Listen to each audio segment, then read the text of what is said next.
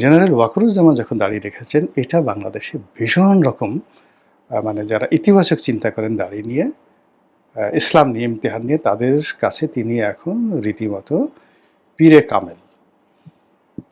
তার মাধ্যমে মুক্তি, তার মাধ্যমেই বিরাট কিছু একটা হওয়ার সম্ভাবনা।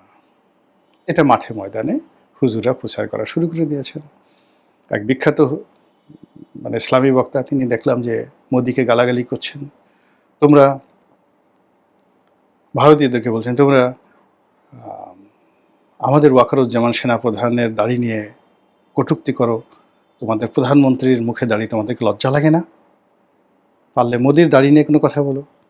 তোমাদের অনেক আর্মি জেনারেল আছে, ফুল জেনারেল, লেফটেন্যান্ট জেনারেল, ফুল জেনারেল, যারা শিখ সম্প্রদায়ভুক্ত, তাদের মুখে দাড়ি আছে।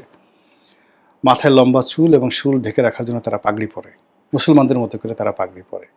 কই তাদেরকে তো তোমরা কিছু বলো না, আর আমাদের সেনাপ্রধান দাঁড়িয়ে রাখছে, আর এটি নিয়ে তোমাদের এত জ্বলে কেন? এই কথাগুলো কিন্তু বলা হচ্ছে।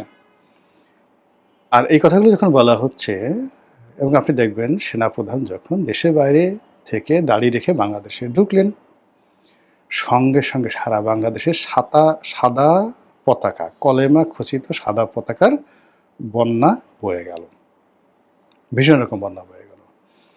এরপর দেখবেন যে তার এই দাঁড়িয়ে রাখার সঙ্গে সঙ্গে প্রধানমন্ত্রীর সঙ্গে তার যে সম্পর্কের যে একটা সমীকরণ, আমি অন্তত আই কন্টাক্টে যতটা দেখেছি, ওটা আগের মতো মনে হচ্ছে না। মনে হচ্ছে সরকারের পক্ষ থেকে তাকে একটা ট্যাগ দেওয়ার চেষ্টা করা হচ্ছে, তাকে সন্দেহের দৃষ্টিতে দেখা হচ্ছে।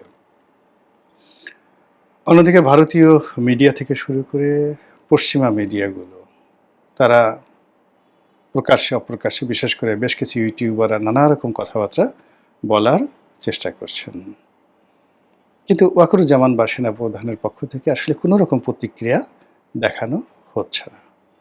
এরই মধ্যে পুলিশ আবার নতুন করে জঙ্গি ধরার যে অ্যাকশন, এটা শুরু করেছে। আর এটা তখনই শুরু করা হলো যখন একদিন পরে, যার একদিন আগে 4 তারিখে, জুলাই মাসের 4 তারিখে খুব মহা ধুমধাম করে আমাদের জাতীয় সংসদের দক্ষিণ প্লাজাতে আমেরিকার জাতীয় দিবস পালিত হলো। সেখানে আমেরিকান বাহিনী লেফট রাইট করলো, তাদের অর্কেস্ট্রা দল, সেনাবাহিনী, মার্কিন সেনাবাহিনী অর্কেস্ট্রা দল সেখানে জাতীয় সঙ্গীত বাজালো। অনেকটা ছোট আকারে হলো গার্ড অব অনার দেওয়ার চেষ্টা করা হলো।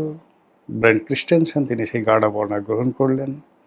আমন্ত্রিত অতিথিরা সেই আমেরিকার বন্ধুত্ব, আমেরিকার শ্রেষ্ঠত্ব এবং আমেরিকার প্রয়োজনীয়তা নিয়ে বিশাল বিশাল বয়ান তৈরি করলেন। আর তার ঠিক 2 দিন পরে কি হলো, সঙ্গে সঙ্গে এই কি একটা নতুন সংগঠনের, তারা ওই কুম্ভ কেরাত শিখছিল, তাদেরকে গ্রেপ্তার করা হলো 15-16 জনকে, এবং এটা খুব একদম লাইমলাইটে চলে আসলো। তাহলে বোঝার চেষ্টা করুন যে পরিস্থিতি কোথায় চলে গেছে, এবং এইগুলো নিয়ে আলোচনা না করলে অনেকগুলো বিষয় অপূর্ণ থেকে যায়। মহান আল্লাহ আমাদের সবাইকে হেদায়েত দান করুন এবং হেফাজত করুন। আসসালামু আলাইকুম ওয়া রাহমাতুল্লাহি ওয়া বারাকাতুহু।